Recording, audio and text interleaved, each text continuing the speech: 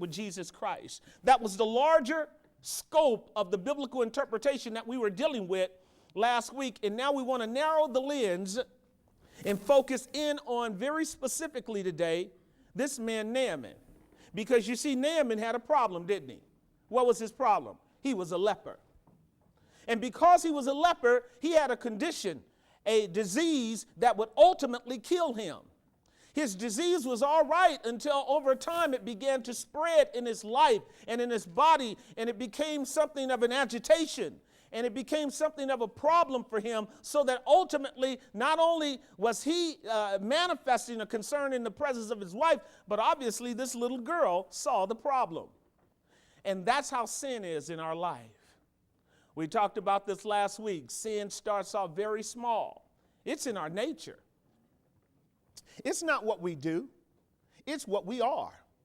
Sin's in our nature. And so given time, it will manifest itself. I've never met anyone who walked with their feet off the ground. I've never met an individual who was so holy and so righteous that they never sinned. Not even once. I've never met one. And the Bible tells me there's none righteous, no, not one. So if you meet somebody who says they don't sin, turn them to Romans chapter 3, verse 9. There's none that doeth good. There's none that seek after God. There's none that understand. I think it was Solomon who said in Ecclesiastes chapter 7, verse 29, there's not a just man upon the earth that doeth good and sinneth not. So that all of us have a leprosy problem. Isn't that true? So what we have before us in the life of Naaman is an example of a sinner who has come to the realization that he is a sinner, and he is now being drawn by providence into the presence of a God that can heal him. See, Naaman is a proud man. He's an accomplished man. We saw him last week. Wasn't he bad? Naaman was a very self-confident individual, and Naaman represents every one of us. Now, you know, we don't really have anything to be self-confident about. We don't really have anything to be proud about. We really don't have a lot to boast in, but us worms will boast in what we have, won't we? Until you come to meet the true and the living God. Now, what I said last week as we were closing out on Naaman's introduction to the prophet was this: there is a way that seems right unto a man, and that way is the way of him recommending himself.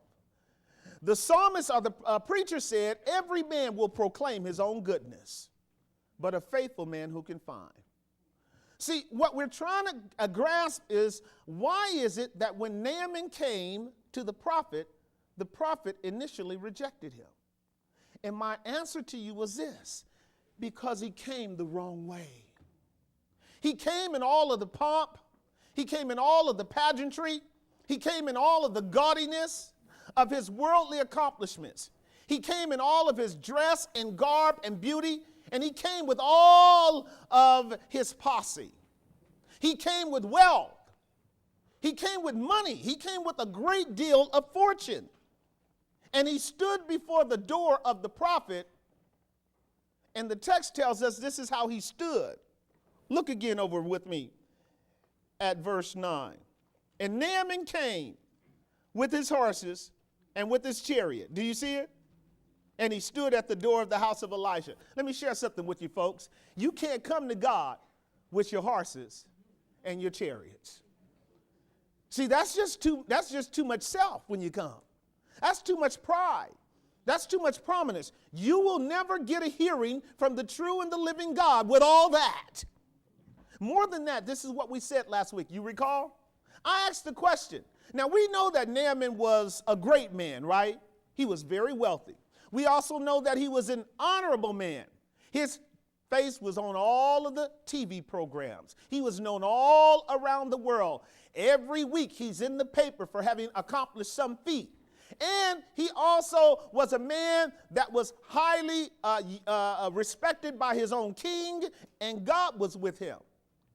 But the question was and is, as we go into our text today, who is the real Naaman? Is it Naaman the great? Is it Naaman the honorable? Is it Naaman the wealthy or the accomplished? or is it Naaman the leper? You see what I'm getting at? When you come to God, you got to come to God real. Or else you're going to find yourself in a problem, and that's where we are today. We are at a problem with Naaman. We departed last time with Naaman mired in a struggle, and I want us to develop that. You can use your outline to follow me. I'm going to help you understand something about what it means to come to Jesus Christ. He was mired in a struggle. He has been granted a solution to this deadly disease of leprosy. The prophet gave him a charge and a promise. Isn't that so? Look at verse 10 in our text. And Elisha sent a messenger unto him, that is Naaman, saying, go and wash in Jordan 7 times. That's your promise. That's your charge. You got that? And your flesh shall come to you again, and you shall be clean. That's your promise. The prophet gave him a charge, and the prophet gave him a promise. It would seem to me that that would be an easy thing to follow out, to just simply do what the prophet says. What's the problem here? Well, the problem here is that God needs to teach you and I that men coming to God their own way will never work. See, after being saved, it only makes sense to us to simply do what God says. But what you and I have to understand is God has to do something for us before we can do something for God. And the text before us is teaching us that. So the first point in our text I want you to see is in verses 11 and 12. He was furious, and he went away in a rage. Look at it in verse 11 and 12. But Naaman was angry or wroth, and he went away and said, behold, I thought that he will surely come out to me and stand and call on the name of the Lord his God and strike his hand over the place and recover the leprosy. Didn't we talk about that last week? I thought that this prophet would recognize who I am, that he would give respect to me. He ought to know that I am the captain of the army of the Syrian host, which happens to be dominating Israel.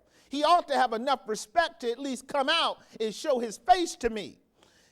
Instead, what he does is send out a messenger with a 3x5 card with 20 words, go do this and you'll be all right. I thought that he would come out and that he would give a big religious show. You know how most preachers do it? And somehow make this an occasion whereby the flesh can be entertained or tantalized. After all, he has to heal me of my leprosy. Why would he simply tell me to go down to a dirty, filthy river, which no one likes and no one goes to? Why would he do that? See, that's the whole twixt of the issue. And he went away in a rage. Look at verse 12. It says this, are not Abana and Pharpar, rivers of Damascus, better than these? Better than all these waters of Israel? May I not wash in them and be clean? May I not wash in them and be clean? Can I just go over there and be clean? Can I get washed over there and be clean over there? Why do I have to be cleaned up right here in this place?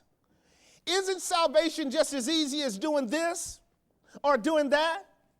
Can I be clean in a place where it's more dignified, more honorable, where my pride is left intact, where my ego is unharmed, where the preacher won't really get deep down into my business and expose who I am by nature and talk about what it really takes for a sinner to be saved? Can I simply go somewhere where they give you a few pious platitudes and give you a card to sign, and can I be saved that way? Do you hear what I'm saying? See, this is what he's asking. He's asking, is it really necessary for me to be shut up to this exclusive method in order to be healed? And the answer is yes. But before we get there, I want you to understand that why God allows Naaman to be stuck in this situation, raging and furious about the proposition of the prophet, is to teach us something about the nature of man, that God has to work in that man to bring him to a place of submission. This is why he's raging. How many of you have heard the gospel and initially been offended by the message of free grace? See what I'm saying? You see what I'm saying? I don't know of a one person who has not initially hearing the message of free grace